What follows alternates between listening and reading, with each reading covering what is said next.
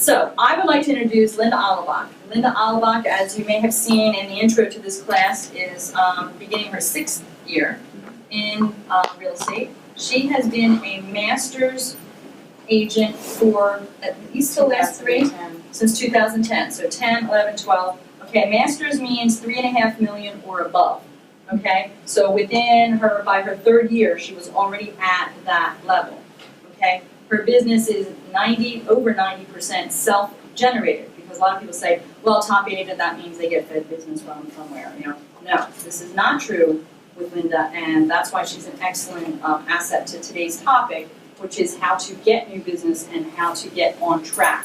So this year, with her pending sales, and she doesn't like all of this, so it's great. So, but I'm telling you, because I want you to pick her brain. I want you to hear what she has to say. Not only that, but I want you to internalize it. Take the pieces that you can turn into being creating productiveness for your business. So with her pending sales, she's already closed as of the end of July 25 transactions as of the end of July. So she's on track with her pendings that are already set to be a Centurion agent for the first time, which is $7 million in sales and above closed in a year. She will exceed that. Turn this off the screen. So we're kind of going to do this like a little bit of an interview, but Linda will run with it because she likes to talk, and that is a strength of a real estate agent, because you have to love to talk. So, Linda, the first topic we were going to talk about that I know is a big one for you is attitude. Yes. First, before I start, I just want to say thank you for everyone I've worked with at Century 21 Alliance, and for the opportunity to speak here. I'm really humbled by it, and I hope that today what I share, even if it doesn't fit you, that you're able to use it in a way to help grow your business, and I'll talk about that in a second. One of the few things that I really believe that's helped me is the attitude and what you really truly believe about being a realtor. One of the things that Kathy said early on that really struck me is you are always a realtor. And I have to say that becoming a realtor and growing as a realtor has changed who I am as a person for the better. It's taught me a lot about myself. It's taught me about things I didn't know I could do, things that I'm strong at and things like that. But I'm always a realtor. I'm always a realtor everywhere I go.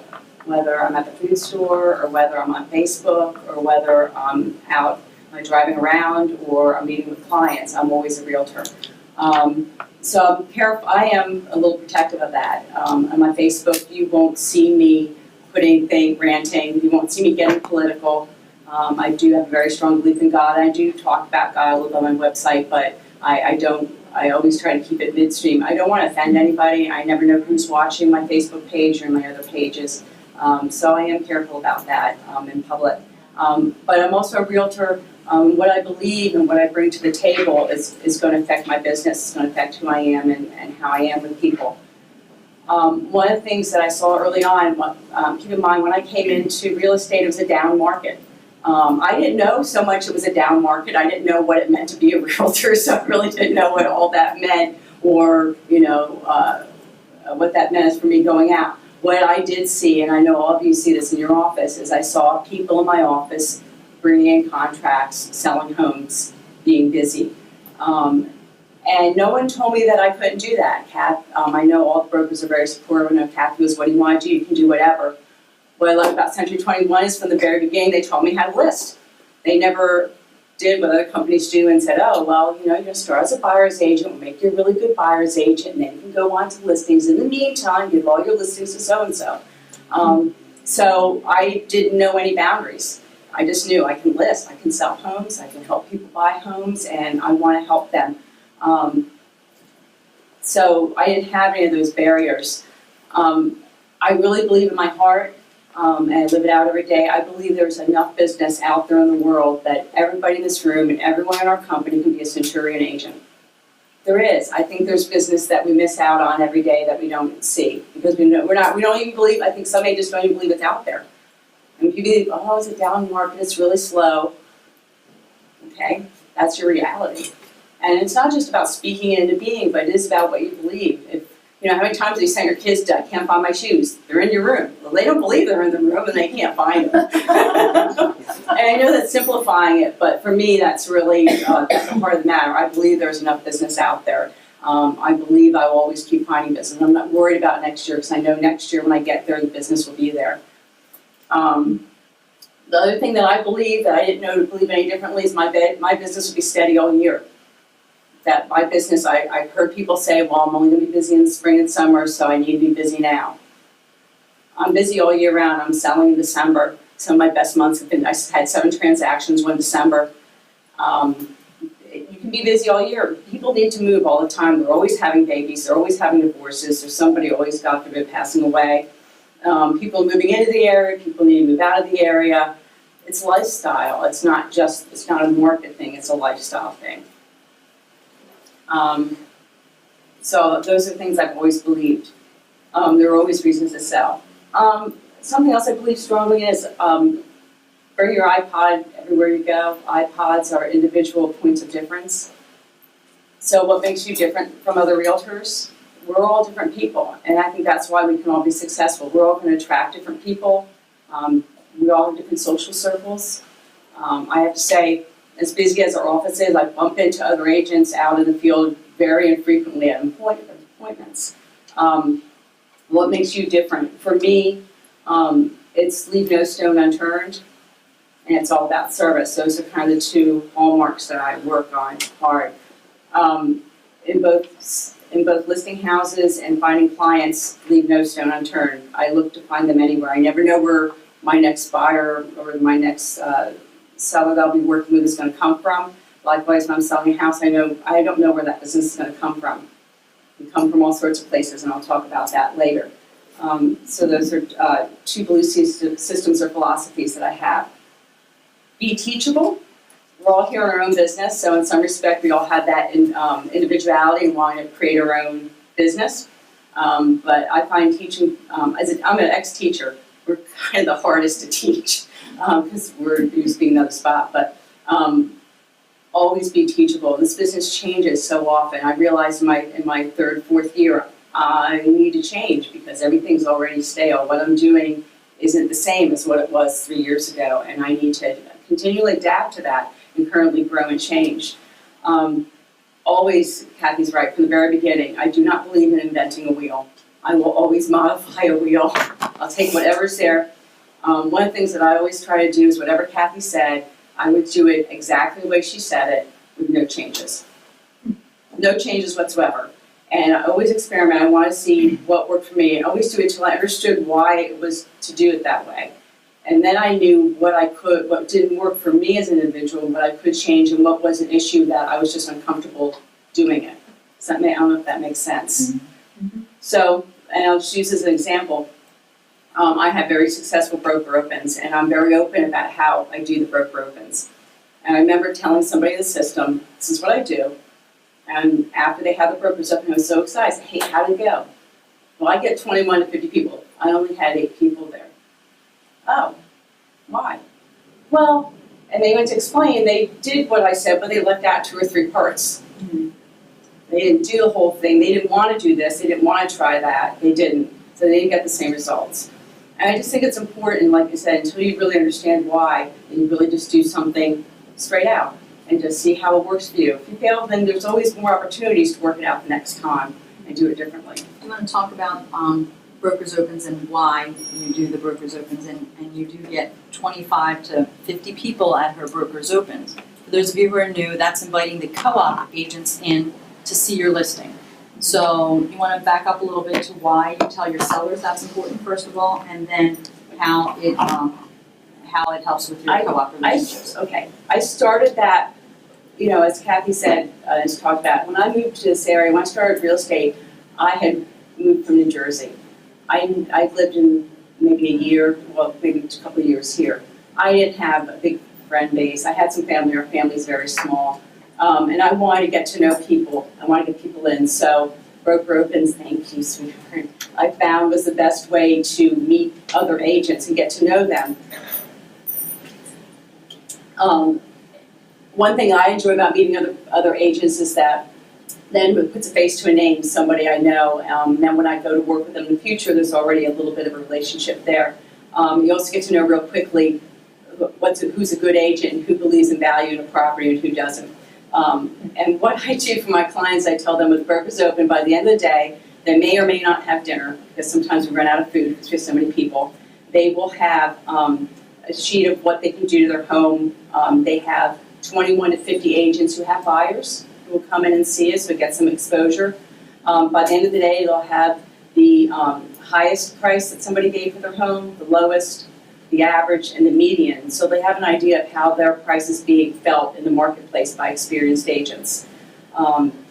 I always have like a coming out party, because remember I started down market, so getting somebody interested in a house was really hard. So I wanted them to get interested right away. So I'd have my open house on Sunday, brokers open on Tuesday. I'd have it catered, always have the same thing. Chicken portofino with bow tie pasta and a Tuscany salad, frosted chocolate chip cookie and a strawberry shortcake or something like that. And you did that, and a lot of you just like shut down, you're like, oh, that's too expensive. So when she said catered, she buys the same thing every time. And they give me the cake, they give me the serving tray, the utensils and stuff, and the sternos, that's all part of it. And I negotiated a price with a local pizza guy. And I advertise his business in Trend, and I advertise it on my Facebook.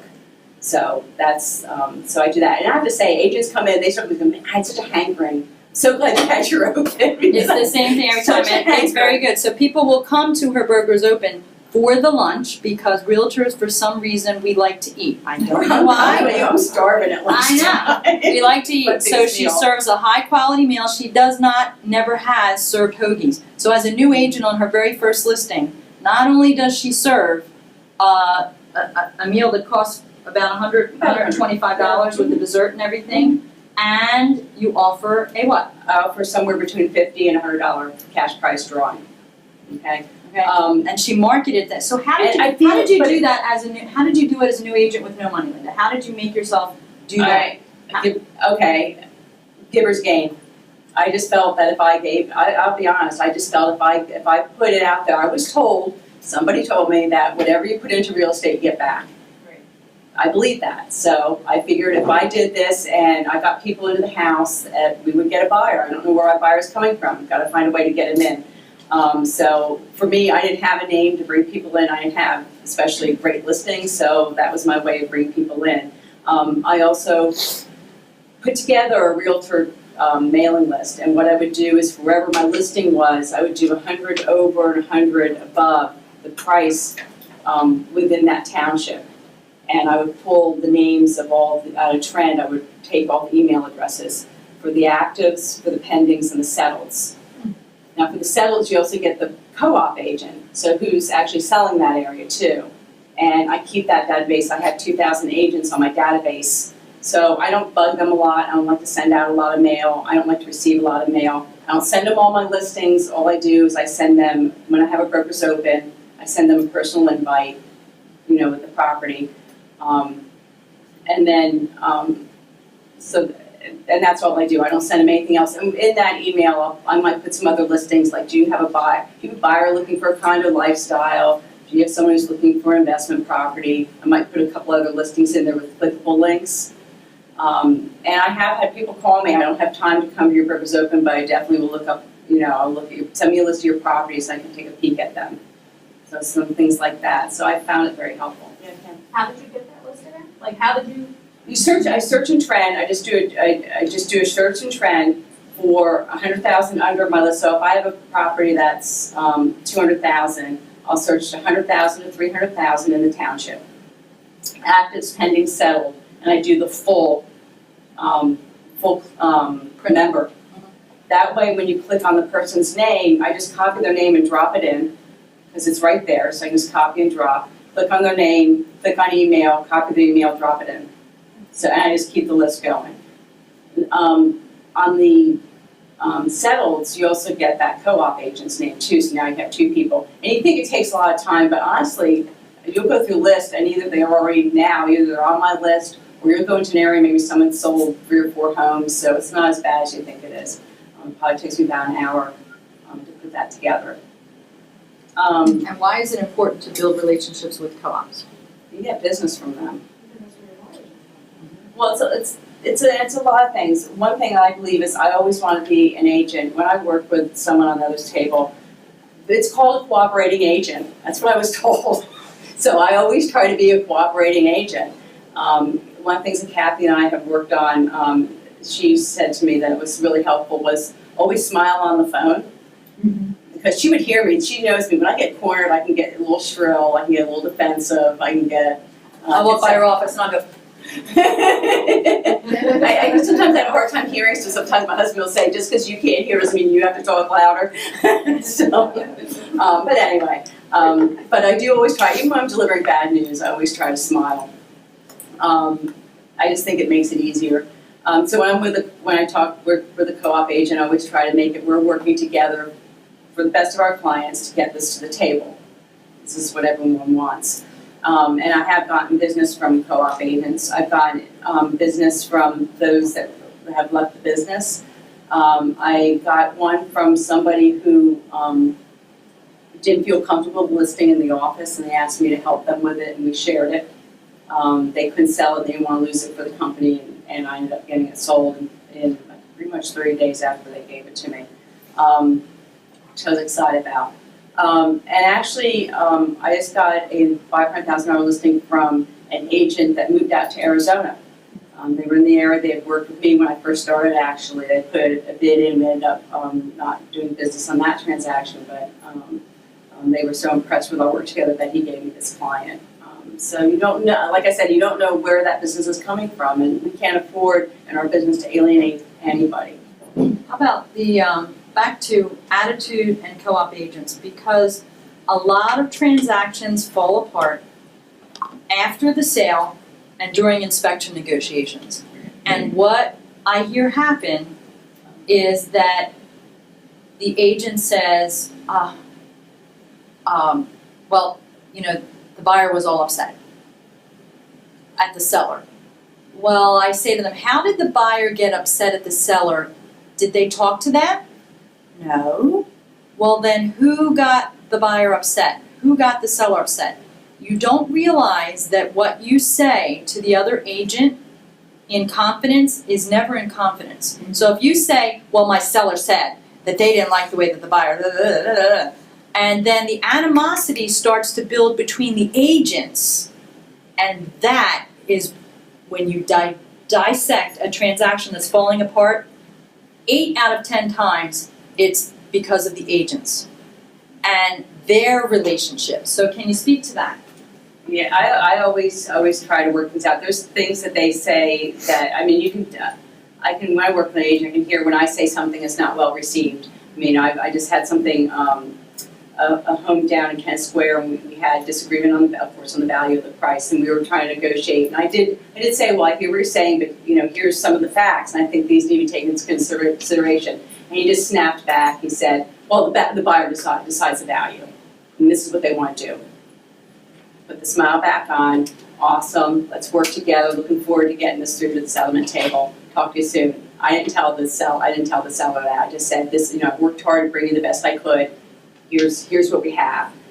You know, and I hear what Kathy's saying. I think what I find frustrating sometimes when I'm working with an agent and the buyer or seller I'm working with, I'm having a hard time negotiating it, is they don't like the response they get. Well, what do you mean they didn't like our price? What do you mean they didn't accept our offer? What do you mean they're not going to do this for us? And what I always try to do is I always say to them, it doesn't really matter what they're doing. We're going to take them out of the equation. It doesn't matter what the other side is doing. What is it that you want? Because someone told me once, and everything I love, people never buy what they need, they always buy what they want. Always. Which is why people say buyers are liars. Because they tell us what they need, they're pragmatic, they come with their list, and they end up buying what they wanted, which they never share with us. So what is it that you want out of this? Well, I want this. Well, we're having a hard time getting this. Can we do this instead? What can we do instead? What can we do? Is this going to work for you? If you don't get this, is this house going to work for you long term, 30 years down the road?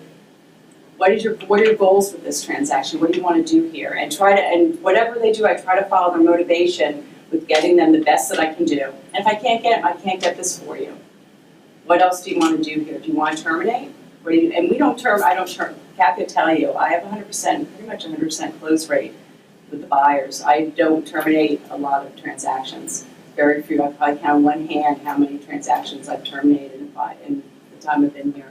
So with your co-op agents in your transactions, in negotiating, watch your adjectives, okay? And what I mean is you should never communicate to a buyer that the co-op agent told you that they have a very difficult seller, okay? When you say, well, you know, the agent said they're a very difficult seller, they're having a very difficult time, okay? When you say that, the buyer automatically is gonna be, oh, great, well, then what are we gonna do? And it's gonna be defensive. So what Linda's saying is all of those emotions, all that stuff, don't communicate that, don't transmit it because it's helping you, you think it's helping you to converse with the buyer. Does that make sense? You want them to understand why the seller came back, you know, so low. You can't approach it that way. You have to approach it was, well, you know, they came back here and, you know, that's good, they're at least talking to us. That's what Linda does if she's not saying. What I hear her say, that's a good thing, we did get a counter offer, it's not the greatest, but we got a counter, so they're still working with us, which is a very good sign. She's always taking what's happening, and Kim, you know this because you sit outside of her office, you hear how she does that. Right, I just had the whole thing happen yesterday, and so as I called my colleague Jennifer and had to scream on the phone and cry and do my whole thing because I didn't know what to do. My seller actually canceled the perk test on my property without contacting me. Hello, you need to communicate with me. But I didn't know how to call the other agent to give her this information, so I'm crying on the phone with Jennifer, and she's like, she's going you. Breathe. So I guess at the end of the day, what I'm trying to say is just to, before you, the fight and flight and get on that phone, because I pick up the phone and I start to dial the number, I'm like, I can talk to her yet, I can talk to her yet. It's just, I had to breathe, and then the communication was really great because I did the smile. And I'm like, hey, Lisa, how you doing? She said, good. I said, good. I said, I have a little bit of news. I said, it might not go our way, but you know what? I know that you and I will work together to keep this ball in volley, and here's the situation. So. Great, exactly. So maybe I am. You are. Kim, we all know you're better than you think you are. Some of you just have to say that the affirmation is, I am worthy. I am worthy of getting whatever that is. Your life looks, I am worthy. Some of you don't believe you're worthy. Okay? Some of you don't believe you're good enough. You're all good enough. My last text from the other agent was, I will file an extension. Great. It's all how you approach, My all how you seller approach. was, which I just had that phone call here, and she said, really? They're willing, and it was the whole county that created the nonsense that happened. So really, out of everybody's control. So the lesson in what I know Linda does is she may hang up that phone and she'll come into my office. Wait, I can't read it. And I'm like, okay, what are you gonna do about it? Well, first I'm gonna call her. And she processes it because she has those skills. Like, you have to rant in this business, and you have to, but not to the customer, and not to the other agent, and not to anyone who's going to be negatively influenced by what happens. And that's something that you do very well. It is normal. I don't want you to think that everything's all happy and she's smiling all the time, because that's not realistic in this business. It happens. Things fall apart. No, they do, and sometimes the answer isn't gonna come from you, and I think that's something that's hard. You're on the receiving end of this phone call, and you're like, like you said, what the heck am I gonna do with this? And sometimes the answer is gonna come from your co-op agent. And you want to do things for the good. I mean, I had a situation where the other agent was telling me that their buyer, I had the buyer, that their seller couldn't find a place to live. And I knew mine had a 4-month rental that they were going to have to terminate early to make this transaction work. I said, hey, you know what, we could extend this transaction out. I said, there are 8 number-1 buyers, we're already closed, we have no problem with value. You know, why don't we just extend a couple months and give them time to save up some money and be able to have their mortgage a little lower, get a little bit more money in their pocket so that maybe they can find something. She wasn't receptive for that. She's sure actual response, she was not a Century 21 agent, was, no, we'll be closing this month. That was her response. And we did close it, but you don't know, I mean, there's sometimes when you talk to the person, they'll give you a piece of information you didn't know that can help work something out or help you come, or I had a transaction, we did this, would you be open to that? Talking to other agents in the office and how they handle it, talking to your broker. So that when I go on the phone, I always try to have a couple of answers, and then I do always try to ask the other agent, you know, what do you want to do here? This is a situation, I try to keep it to facts, not emotions, everything's facts. This is a situation, how do you want to handle this? And how do you want to work this out? And I think that's important, The answer to the question is always no unless you ask the question. always. Let's, any questions before we move to the next topic of balance, and then we're gonna take a break after balance. But on attitude, anybody have any questions or any frustration with, other agents, you don't know how to handle it, anything, any comments on attitude, suggestions? Are you finding this helpful? I just came Okay. across this situation showing a rental property. Last one of the night, 7:30, 8:15, went to the property, the lockbox was not working properly. The letters were scratched off, so you kind of had to guess EBTD, and 20 minutes tried to get these people in there. Called the agent, got a call back the next morning, said, I'm going ahead to a property past there, I'll go over and check it and fix it and call you, leave it open. And my people were coming up from South Jersey, so they actually stayed overnight in this area to see this property. Still waiting for the call back. So I didn't call them back either. I thought, you know what, I called you, I texted you, and like, what's with that? You know, it makes bad bones. Yeah, unfortunately, there are bad doctors, there are bad lawyers, there are bad realtors. You know, Or we're just having a really bad day. Yeah, or they're having a bad day, but It's they're, not the first time with this person, and what I found when I backtracked on that property, that they worked both sides of the deal. That's the part that, you know, just say that. I have something in the works and I'm gonna close my own rental property, whatever. Don't, you know, I have these people spend money to stay overnight to see this place because it is the perfect location. Halfway in between Allentown, halfway in between their work. So, you know, it gets frustrating. it does, when that absolutely, I agree with that. Just something that you can always do, and some people don't realize you can do this, when you're hitting a roadblock like that and somebody really wants a property and you can't get in, like say it's a property that they're saying no showings until such and such date. You can actually do an agreement of sale or a lease contingent upon the buyer viewing the property within 24 hours. Okay? You can do an offer, you can do a lease contingent upon the buyer viewing the property in 24 hours. And that agent is ethically and legally obligated to present your offer. They must present it. So sometimes you have to jump over that hurdle of the agent in the way and say, well, you know, you have to present it, we're contingent upon. They see it, then they don't like it, then the offer doesn't go. So sometimes you have to move the agent out of the way. And they're not all the best. They don't all work for Century 21 Alliance, they're not all trained, and sometimes you end up training the other agents in a lot of the transactions, especially in explaining the clauses of the agreement of sale, especially the inspection contingency clause, which, by the way, if you didn't know, is the agreement of sale is being revamped. Yeah. Yeah, there's going to be a draft presented at the business meetings at the association. I'm not on that committee anymore, so I don't know what they are, but as soon as I do, you'll find out about them. So, attitude, yes, Angel. Thank you. Lindsay, I love what you said about I'm always a realtor, and I'm really going to internalize that. But are there any situations where it does kind of, sometimes I'm in a situation where I feel like it's not appropriate to